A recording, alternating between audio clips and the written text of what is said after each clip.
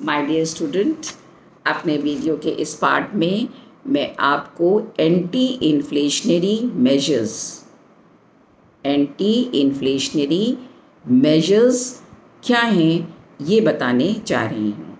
Inflation का जो chapter चल रहा था उसमें हमने आपको स्पष्ट कर दिया था व्हाट इज़ इन्फ्लेशन, मुद्रास्फीति क्या है, क्यों ये हमारी अर्थव्यवस्था में आती है, इसके क्या क्या प्रभाव पड़ते हैं, इसके क्या क्या इकोनॉमी पे इफ़ेक्ट करते हैं, जो मुद्रास्फीति है किस तरीके से हमारे इकोनॉमिक डेवलपमेंट पे अपना प्रभाव डालती है, क्या हमारी अर्थव्यवस्था के लिए इन्फ्लेशन होना फेवरेबल है या नहीं फेवरेबल है। ये सब चीज़ें कॉजेज़, इफ़ेक्ट एंड रेमेडीज़ बहुत विस्तृत रूप में हमने अपने पूर्व वीडियो में आपके साथ डिस्कस की थी।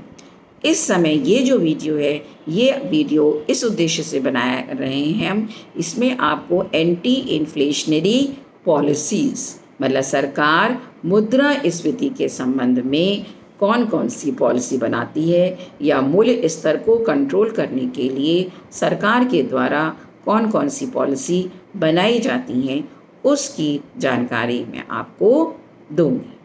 तो सबसे पहले शॉर्ट में आपको बता दें कि एंटी इन्फ्लेशनरी मेजर्स में सरकार के द्वारा दो पॉलिसीज़ बनाई जाती हैं। पहले है monetary policy and the other one is fiscal policy.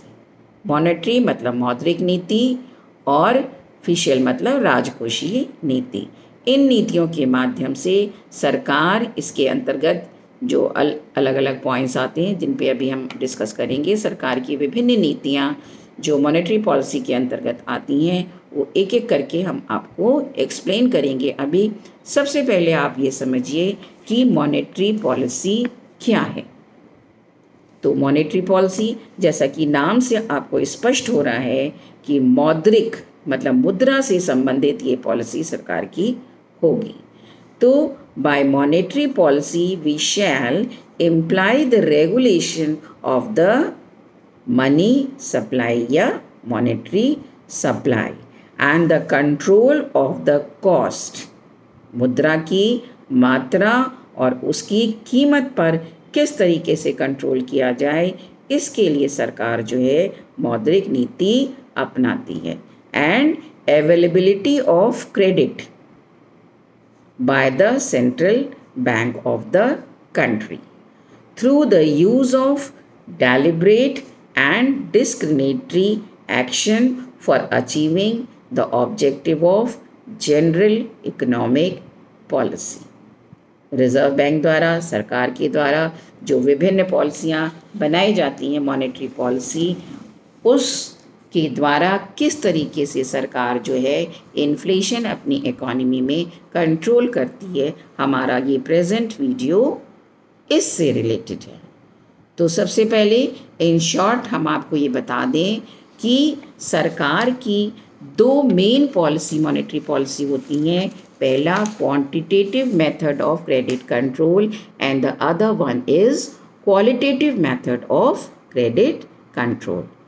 कौन कौन सी है?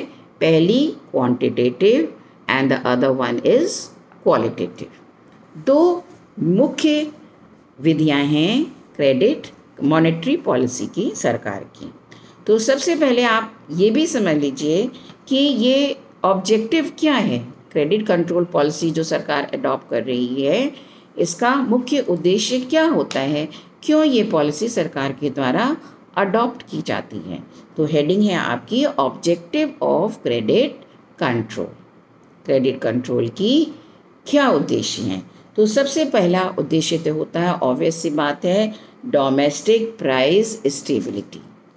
कीमतों में जब इन्फ्लेशन के समय हम देखते हैं बहुत ज़्यादा वृद्धि होने लगती है, अस्थिरता का वातावरण हमारी इकॉनमी में बन जाता है, तो सरकार की तरफ से कुछ कदम उठाए जाते हैं जिससे कि इन्फ्लेशन या प्राइस लेवल को कंट्रोल किया जाए। दूसरा है एक्सचेंज रेट स्टेबिलिटी।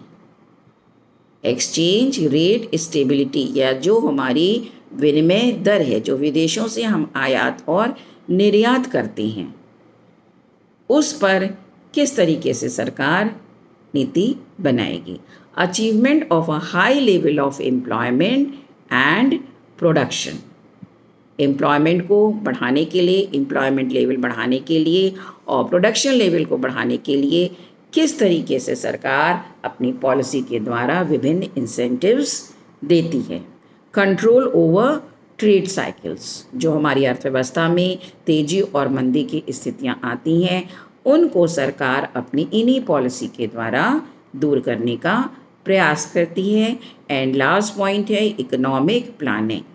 आप जानते हैं हमारी अर्थव्यवस्था जो है उसके अंतर्गत पंचवर्षीय योजनाएं बनाई जाती हैं और उनके अंतर्गत 5-5 साल के लिए सरकार विशेष रूप से नीति निर्धारित करती है हर सेक्टर्स के लिए।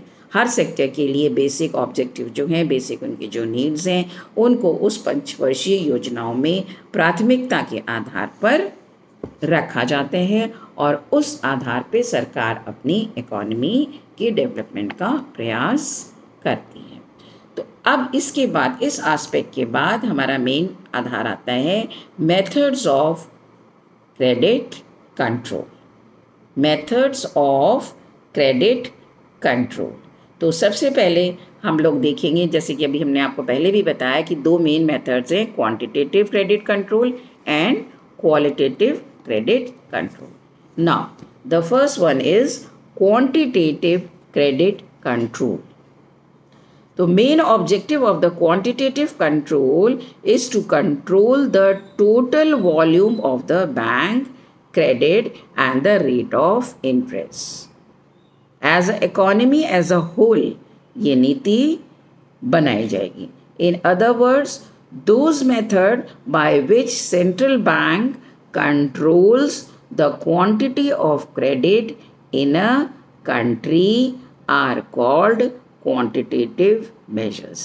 That means वो measures जो हमारी इकोनॉमी में एज अ होल, पूरी इकोनॉमी पर अपना प्रभाव डालेंगे, they are quantitative credit control methods. इसके अंतर्गत देखिए मेन जो मेथड्स आते हैं दैट आर बैंक रेट। अभी हम एक एक करके आपको एक्सप्लेन करेंगे। इन शॉर्ट आप यहाँ ये समझ लीजिए, बैंक रेट है, ओपन मार्केट ऑपरेशंस हैं, change in cash reserve ratio है और चेंज इन लिक्विडिटी रेशियो। अब इन्हीं पॉइंट्स को हम 1 बाय 1 आपके साथ डिस्कस करने जा रहे हैं। तो ये क्वांटिटेटिव मेथड का पहला मेथड है बैंक रेट या ब्याज दर। बहुत जाना माना नाम है, आप सबने सुना होगा बैंक रेट या इंटरेस्ट रेट जिसे हम कहते हैं। तो बैंक रेट क्या होता है? Bank rate is an important instrument of credit control. अगर क्रेडिट कंट्रोल हमें करना है तो हमें सबसे पहले बैंक रेट पे ध्यान देना अवश्य पड़ेगा।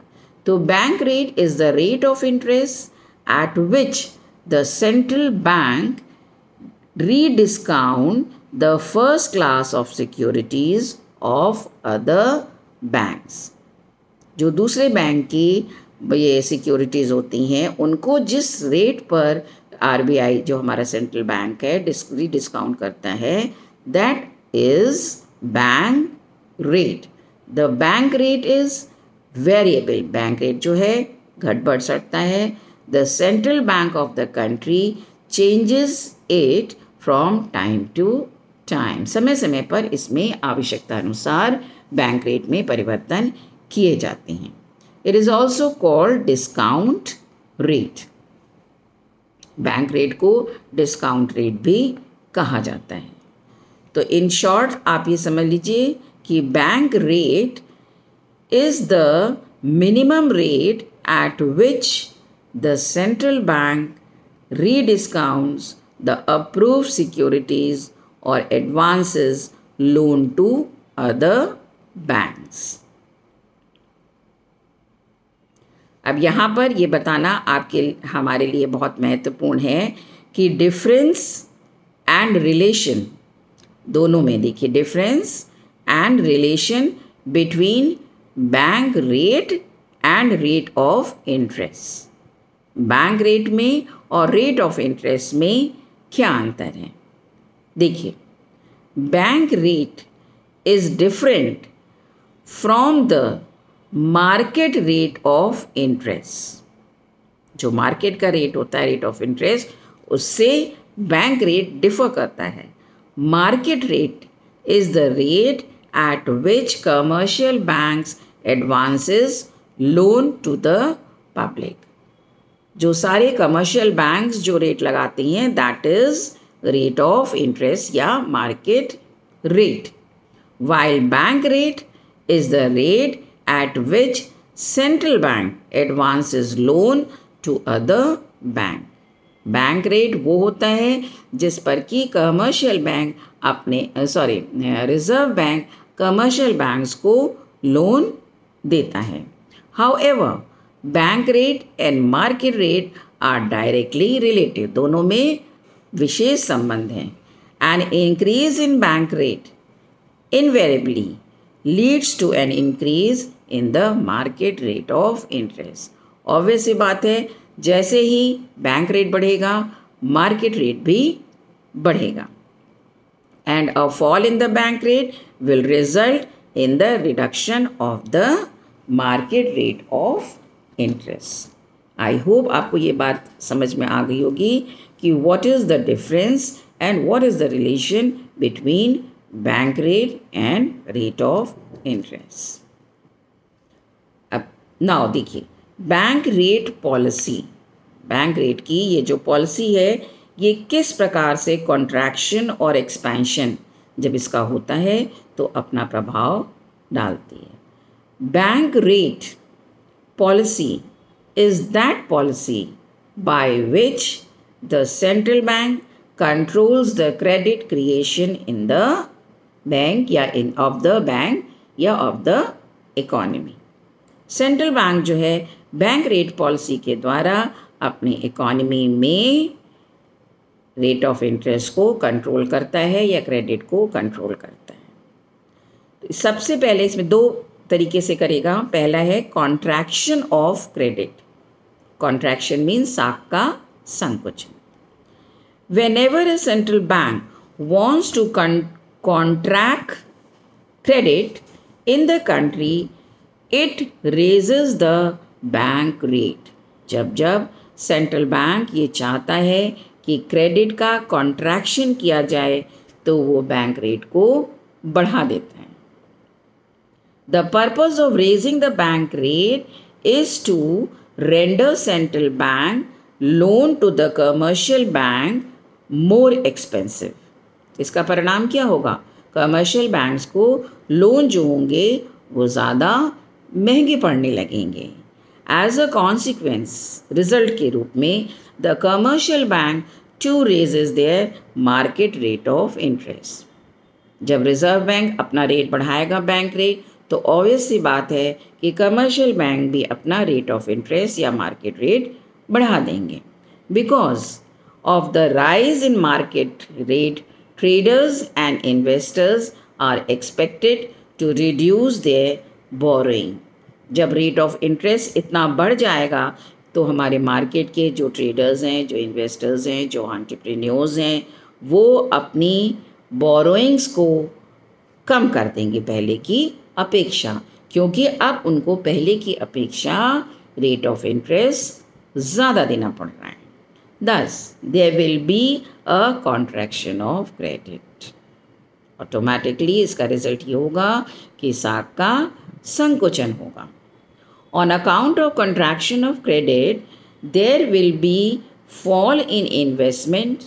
जब साख का संकुचन हो जाएगा तो इसका रिजल्ट होगा कि इन्वेस्टमेंट हमारे कम हो जाएंगे and demand leading to fall in employment. जब इन्वेस्टमेंट कम हो जाएगा दैट मीन्स प्रोडक्शन कम हो जाएगा, प्रोडक्शन कम हो जाएगा तो ऑब्वियस सी बात है एम्प्लॉयमेंट लेवल भी कम हो जाएगा एंड इनकम भी कम हो जाएगी एंड हेंस इन्फ्लेशन, कीमतें जो होंगी वो बढ़ने लगेंगी। तो देखिए किस तरीके से साख का संकुचन करके सेंट्रल बैंक जो है इकोनॉमिक पॉलिसी या इकोनॉमिक वर्ल्ड में अपना प्रभाव डालता है। Expansion of credit. साख का विस्तार, सेंट्रल बैंक जो है, रिजर्व बैंक जो हमारा है, ये साख का संकुचन भी कर सकता है और साख का एक्सपेंशन भी कर सकता है। When the central bank wants to expand credit, अब वो क्रेडिट को एक्सपैंड करना चाह रहा है इन कंट्री में, it lowers the bank rate, ऐसी स्थिति में वो बैंक रेट को कम कर देगा। Central bank loans for the commercial bank become cheaper, अब देखिए विपरीत स्थिति हो रही है पहले से, यहाँ लोन सस्ते हो रहे हैं। As a result of it market rate of interest will also go down, obvious सी बात है, जब बैंक रेट कम होगा तो मार्केट रेट भी कम हो जाएंगे। Traders and investors etcetera will now borrow more from the bank and there will be expansion of credit, जब क्रेडिट का एक्सपेंशन होगा, इन्वेस्टमेंट अपॉर्चुनिटीज़ बढ़ेंगी, प्रोडक्शन बढ़ेगा, एम्प्लॉयमेंट का लेवल भी बढ़ेगा, लोगों को नए नए रोज़गार मिलेंगे, रोज़गार मिलने से लोगों की इनकम बढ़ेगी, इनकम बढ़ने से लोगों की डिमांड बढ़ेगी और डिमांड बढ़ने से हमारी अर्थव्यवस्था में जो कॉन्ट्रैक्शन ऑफ क्रेडिट की स्थिति थी वो यहाँ पर उसको हम सुधारने में सक्षम होंगे, क्योंकि डिमांड बढ़ने के साथ ही साथ इन्वेस्टमेंट भी बढ़ रहा है, that means supply of product भी मार्केट में बढ़ रही है।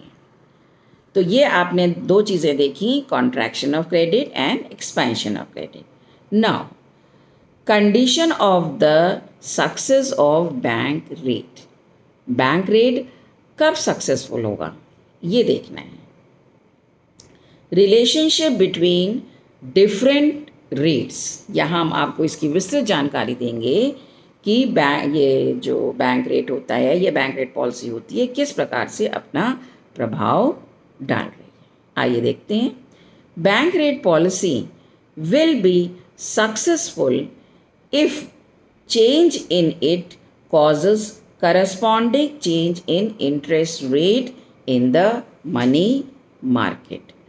बैंक रेट पॉलिसी तभी सक्सेसफुल होगी जब उसके साथ ही साथ मनी मार्केट में भी इंटरेस्ट रेट प्रभावित हो। In other words, increase in, दूसरे शब्दों में हम ये कह सकते हैं, increase in bank rate should result in increase in market rate of interest and decrease in bank rate should result in decrease in market rate। अगर बैंक रेट बढ़ता है तो मार्केट रेट भी बढ़ना चाहिए, बैंक रेट घटता है तो मार्केट रेट भी घटना चाहिए। Next aspect, elasticity in the economy, elasticity in the economy।